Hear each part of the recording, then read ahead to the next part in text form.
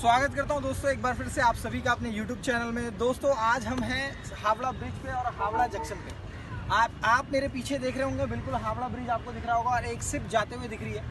Ship के बारे में बता चुका हूं। शिप जो है आप इससे ये समुंदर पार कर सकते हैं इधर से और उधर। हावड़ा ब्रिज के बारे में मैं आपको बताने वाला था। ये हावड़ा ब्रिज जो है वो असल में रविंद्र सेतु है, यानी रविंद्र जी के नाम पे है, रविंद्रनाथ टैगोर। तो आप जानते होंगे उनको, रविंद्र सेतु के नाम से जाना जाता है, लेकिन आम भाषा में इसको पूरे हिंदुस्तान में ये हावड़ा ब्रिज के नाम से फेमस है। ये क्यों बनाया गया था अगर मैं बात करूं तो आपको सामने दिख रहा होगा रेड कलर में जो आपको दिख रहा है, ये है हावड़ा जंक्शन। ये हावड़ा जंक्शन जो है सन 1906 में बनाया गया। तो उस टाइम में सन 1906 में हमारे देश के अंदर ब्रिटिश गवर्नमेंट थी। तो ब्रिटिश गवर्नमेंट के पास जब ये जंक्शन बन गया तो उसके बाद ट्रैफिक कंट्रोल करने में काफ़ी दिक्कत हुई। जैसे कि आप देख सकते हैं रेड कलर में जो आपको दिख रहा है वो हावड़ा जंक्शन है। जब हावड़ा जंक्शन सन 1906 में बन के तैयार हुआ तो ट्रैफिक कंट्रोल करने में काफ़ी दिक्कत होने लगी और नदी पार करने में। वहाँ उस टाइम में सिर्फ एक ही जरिया था नदी पार करने का, वो था शिप। और उस टाइम में ये हावड़ा ब्रिज नहीं था। तो फिर हावड़ा ब्रिज एसोसिएशन ने डिसाइड किया कि हम एक ऐसा ब्रिज बनाएंगे जिससे कि लोगों को हम ये समुंदर पार करवा सकें। फिर बाद में डिसाइड हुआ, पहले लकड़ी का पुल बनना था जो शिफ्ट होने वाला, लेकिन बाद में डिसाइड हुआ नहीं, हम ऐसा एक पुल बनाएंगे जिसमें कोई भी अब जो है इसमें सिर्फ चार पिलर हैं, 2 इधर हैं और 2 इधर हैं, बीच में कोई पिलर नहीं है। और ये ब्रिज जो है आपको इसने काफ़ी ऐतिहासिक चीज़ें देखी हैं। ये हावड़ा की शान है, ये जो है बंगाल की एक शान है हावड़ा ब्रिज। क्योंकि कई लोग जो है कोलकाता को हावड़ा के नाम से जानते हैं। असल में कोलकाता कोई रेलवे स्टेशन नहीं है, तो हावड़ा रेलवे स्टेशन है। तो हावड़ा रेलवे स्टेशन को लोग जो है जब भी कोई भी आता है वो हावड़ा के रेलवे स्टेशन पे आता है। सियालदा है, ठीक है, चीतपुर है, ये बड़े स्टेशन है कोलकाता के। तो वैसे ही ये हावड़ा ब्रिज है। हावड़ा ब्रिज की स्टार्टिंग हुई सन 1937 में और इसको बन के कंप्लीट हो गया ये सन 1942 में। और आम पब्लिक के लिए इसको खोला गया 1943 में। और मैं आपको इसके साथ साथ ये भी बता दूं कि ये इतना बड़ा ब्रिज है हमारे हिंदुस्तान का, लेकिन कोई इसकी उद्घाटन नहीं हुआ था। जी हाँ, उस वक्त में 1943 में क्या हुआ था, उस वक्त में जैसे कि आप लोग जानते हैं दूसरा विश्व युद्ध यानी सेकंड वर्ल्ड वॉर चल रहा था। सेकंड वर्ल्ड वॉर की वजह से जो है इसकी एक आधिकारिक घोषणा और उद्घाटन नहीं हो पाया सेकंड वर्ल्ड वॉर की वजह से। तो इसी ब्रिज से कुछ दूरी पे जापान का एक मिसाइल भी आके गिरा था 1943 में। तो ये वो ब्रिज है जिसने 1971 में इमरजेंसी देखी और उसके बाद war of India and Pakistan यानी कि बांग्लादेश, 1971 में इमरजेंसी देखा, बांग्लादेश को जो है इंडिया ने आज़ादी दिलवाई। तो ये वो ऐतिहासिक ब्रिज है जिसके बारे में आपको बता रहा हूँ। आप समझ गए होंगे कि ये कितना इम्पोर्टेंट है एक हमारे हिंदुस्तानी होने के नाते। भले ही ये ब्रिटिश की देन हो, लेकिन ये सदियों से हमारी शान रहा है। सन 2000 तो अब करते हैं हम घोड़सवारी। जब आए हैं तो घोड़सवारी तो करके ही जाएंगे। तो ये है अपना घोड़ा और हम है सवारी। देखिए कैसी होती है घोड़सवारी।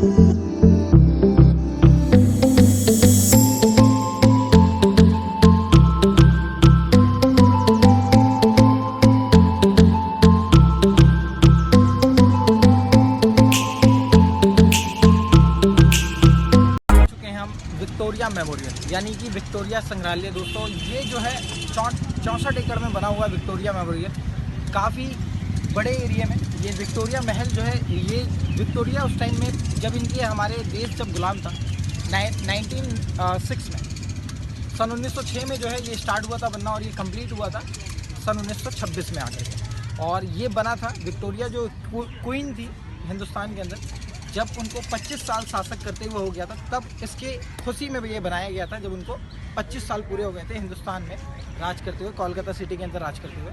तो ये विक्टोरिया महल था। तो देखिए इसकी तस्वीर, ये काफ़ी अच्छी तस्वीरें हैं इसकी। और काफ़ी ये जो है राजस्थान के मरमर का जो पत्थर होता है राजस्थान का, वहाँ से ला करके इसको बनाया गया था ये कोलकाता के अंदर। ये पूरे वाइट तरीके से बना हुआ है। जब आप इसके अंदर एंट्री करेंगे तो एंट्री पे ही आपको जो है विक्टोरिया जो क्वीन है उसका स्टैचू मिलेगा आपको बैठा हुआ एक। तो अंदर की तस्वीर मेरे कैमरामैन दिखाएंगे आपको।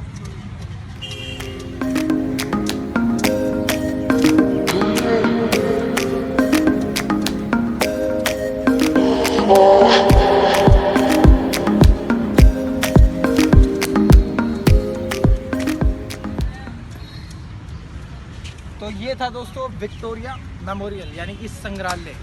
तो अब इसके बाद हम चलते हैं कहीं और, फिर आपको बताते हैं उसके बारे में, और फिर आगे ऐसी वीडियो आपके पास मिलती रहेंगी इन्फॉर्मेशन के साथ साथ। हम आपको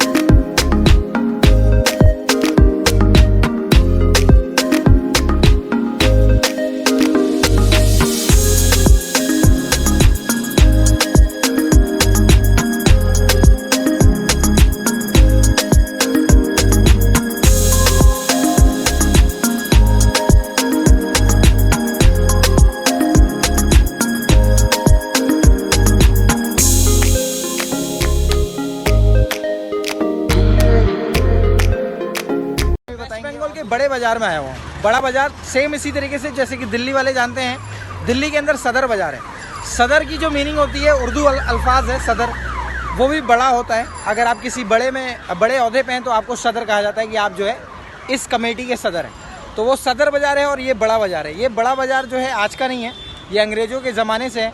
तो ये जो बड़ा बाज़ार आप देख रहे हैं, आप अगर होलसेल मार्केट की बात करेंगे वेस्ट बंगाल में, तो बड़ा बाज़ार ही आता है होलसेल मार्केट में। अगर आपको कोई भी चीज़ चाहिए, जैसे हम सदर बाज़ार दिल्ली वाले जाते हैं, उसी तरीके से वेस्ट बंगाल वाले सारे बड़ा बाज़ार में आते हैं मार्केट करने के लिए। तो यहाँ पे मैं आपको दिखा सकता हूँ, ये देखिए जो आप लाइन देख रहे हैं, ये रेलवे लाइन की तरीके से है। जैसे कि आप देखते होंगे लंदन में और उसके बाद चेन्नई के अंदर, अगर आप इंडिया की बात करेंगे तो चेन्नई के अंदर ट्राम लाइन जो होता है, ये ट्राम लाइन है।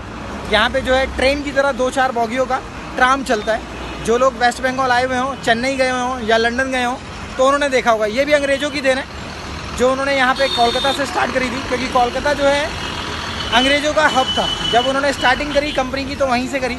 तो मैं जैसे कि आपको इससे पहले भी बता चुका हूँ कि आज भी वेस्ट बंगाल सेम उसी तरीके से है जैसा कि ब्रिटिश छोड़ के गए थे। चलिए आगे दिखाते हैं आपको बड़ा बाज़ार है। अभी ये बड़ा बाज़ार में ये देखिए काफ़ी अच्छी मस्जिद दिखाई दी मुझे यहाँ पे, बहुत ही प्यारी मस्जिद है। लाल मस्जिद के नाम से और बड़ी मस्जिद के नाम से जाना जाता है इसे। एक मस्जिद ये भी है यहाँ, लेकिन वो मुझे काफ़ी प्यारी मस्जिद दिखी तो मैंने कहा कि एक सूट तो बनता है। शेरवानी का भी ये भी दिखा देगा, ये बाई करना हो तो यहाँ पे आके। हाँ, यहाँ पे अगर आप जो है होलसेल में शेरवानी वगैरह अगर आपको चाहिए तो यहाँ पे काफ़ी अच्छी मार्केट है ये। पूरा बड़ा बाज़ार जैसे कि मैंने कहा है दिल्ली का सदर, सेम सदर की तरह। रॉयल इंडियन होटल, ये आपका काफ़ी फेमस होटल है यहाँ का, रॉयल इंडियन होटल। यहाँ पे आइए, यहाँ की कुल्फ़ी काफ़ी फेमस है रॉयल इंडियन होटल की। यहाँ पे आकर के कुल्फ़ी ज़रूर खाइएगा।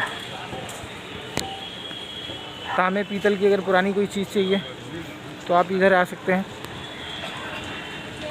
शेरवानी की जैसे कि मैंने आपको बताया कंटिन्यू यहाँ पे शेरवानी आपको दिख रही है। यहाँ पे शेरवानी होलसेल मार्केट है। नमाज का वक्त हो चुका है, अज़ान हो रही है। चलिए, तो ये था आपका बड़ा बाज़ार। यहाँ पे एक लस्सी वाले हैं, यहाँ पे हम आपको लस्सी पीते हुए दिखाते हैं कि यहाँ की बड़ा बाज़ार की लस्सी जो है काफ़ी फेमस है। ये लस्सी का अंदाज़ ये है, देख सकते हैं आप, ये मिट्टी का गिलास है, भाड़ कहते हैं जिसे यहाँ पे आम भाषा है। तो लस्सी पी के बताते हैं कैसी है। आप भी आइएगा तो ज़रूर टेस्ट करिए।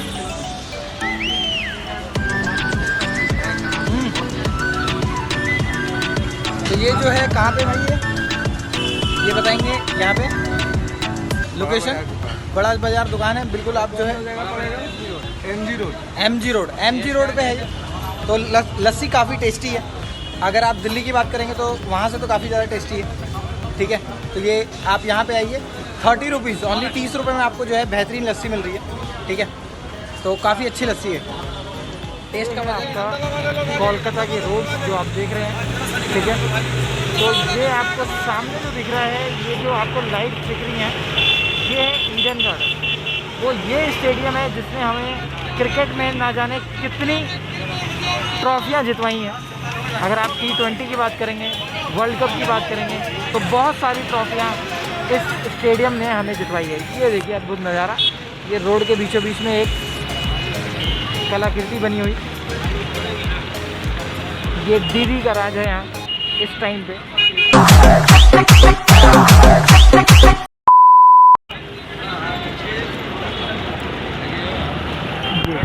ये आपका सामने ईडन गार्डन, मैं जूम कर रहा हूँ, बाकी मैं इससे पहले आपको एक बार इसके करीब भी लेके जाऊँगा। फिलहाल तो मैं आपको ये काफ़ी दूर से दिखा रहा हूँ। ये आपका ईडन गार्डन, और ये आपको लाइट से दिख रही होंगी, ये ईडन गार्डन की लाइट है, ये स्टेडियम की लाइट है, ये बिल्कुल शॉप पे है। चलिए तो मैं आपको इसके करीब जाके दिखाता हूँ। ये हमारे सुभाष चंद्र बोस की स्टैचू है, देख सकते हैं आप, ये पूरा स्टेडियम ये आ गया।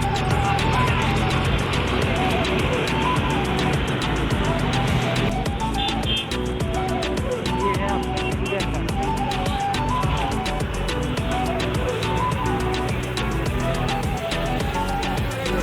शाम का वक्त हो चुका है। तो दोस्तों अब हम पहुंच चुके हैं ईडन गार्डन। ये वो ईडन गार्डन है जिसमें ना जाने कितनी ट्रॉफियां हमारे क्रिकेट टीम को, इंडियन क्रिकेट टीम को जितवाया है। मैं आपको बता दूं कि ईडन गार्डन की इतिहास जो है वो मैं आपको बताता चलूं।